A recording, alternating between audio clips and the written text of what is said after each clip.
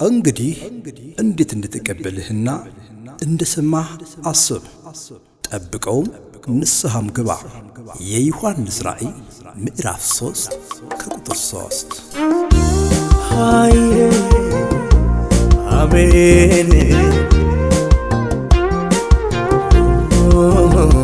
ጌታዬ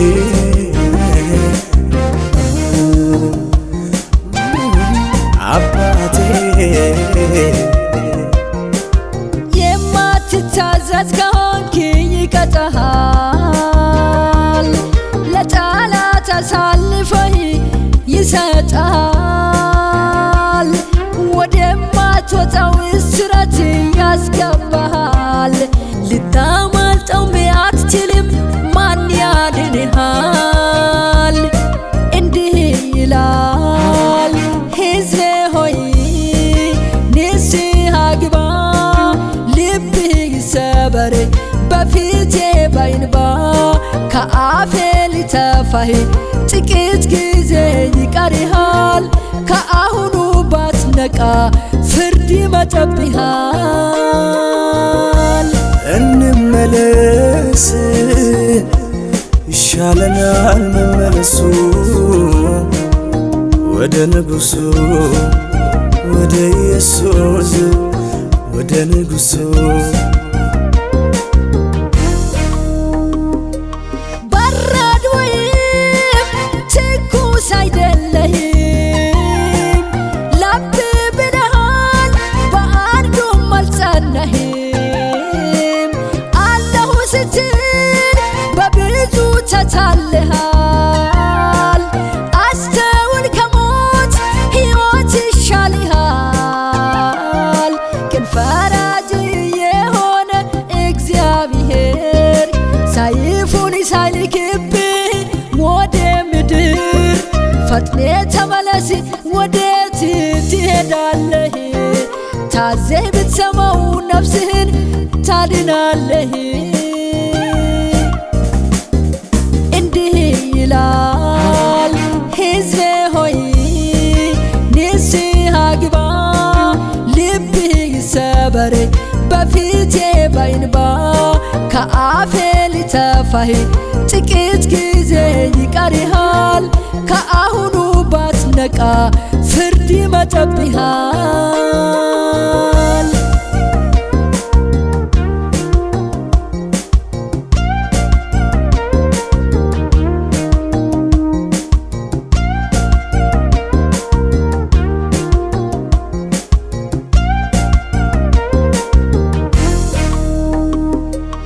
የለበስክ ይመስላል ራቁትህን ነው ያለው። ባለጠጋነኝ ስትል ጸጋው ተወስዶብህ ነው። ምን ይጠቅምሃል ታዲያ እንደ ጠዋት ጤዛለው? ለነፍስህ ሕይወት አይሆንም ጌታ የሌለበት ከንቱ ነው። ረሃብንና ቸነፈርን ያመጣብሃል፣ ምድርን ባድማ ያደርግብሃል። እሾህ አሜከላን እንድትበቅል ያደርጋል፣ አመፅ ፍጻሜህን ያበላሻል። እንዲህ ይላል ሕዝቤ ሆይ ንስሐ ግባ፣ ልብህ ይሰበር በፊቴ በእንባ ከአፌ ሊተፋህ ጥቂት ጊዜ ይቀርሃል። ከአሁኑ ባትነቃ ፍርድ ይመጣብሃል። እንመለስ ይሻለናል መመለሱ ወደ ንጉሱ ወደ ኢየሱስ ወደ ንጉሱ የእግዚአብሔር እጆች ከማዳን አያጥሩም፣ ጆሮዎቹም ከመስማት መቼም አይደነቁርም። ፈጥኖ እንዳይሰማ ምክንያቱ በደላችን ነው። ዛሬ እንመለስ እርሱ ሕይወታችን ነው። የሰማዩን ጌታ እንፍራ፣ ትእዛዙን አናፍርስ።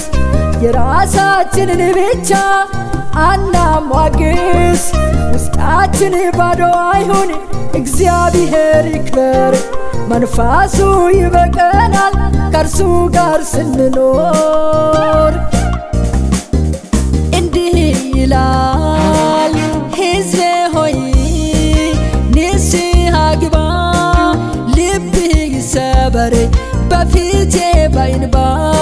ከአፌ ሊተፋህ ጥቂት ጊዜ ይቀርሃል፣ ከአሁኑ ባትነቃ ፍርድ ይመጣብሃል።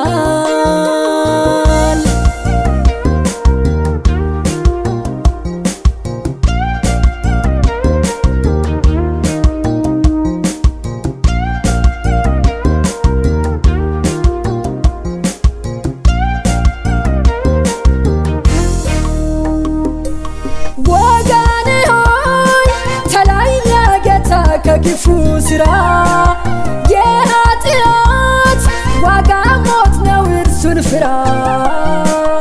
የቁጣው ቀን ደርሷል ከሚፈረድብህ፣ ከትዕቢት ከፍታ ላይ ይሻላል መውረድ። እግዚአብሔርን መፍራት ወደ ሕይወት ይመራል፣ ከሚመጣው እሳት ሁሉ ያድናል። ይራራል አይጨክንም ለልጆቹ፣ ለዓለም ሁሉ ነው የምሕረት ኃይሎቹ። እግዚአብሔርን መፍራት ወደ ሕይወት ይመራል፣ ከሚመጣው እሳት ሁሉ ያድናል። ይራራል አይጨክንም ለልጆቹ፣ ለዓለም ሁሉ ነው የምሕረት ኃይሎቹ። እንዲህ ይላል ሕዝቤ ሆይ ንስሐ ግባ፣ ልብህ ይሰበር በፊቴ በእንባ። ከአፌ ሊተፋህ ጥቂት ጊዜ ይቀርሃል፣ ከአሁኑ ባትነቃ ፍርድ ይመጣብሃል።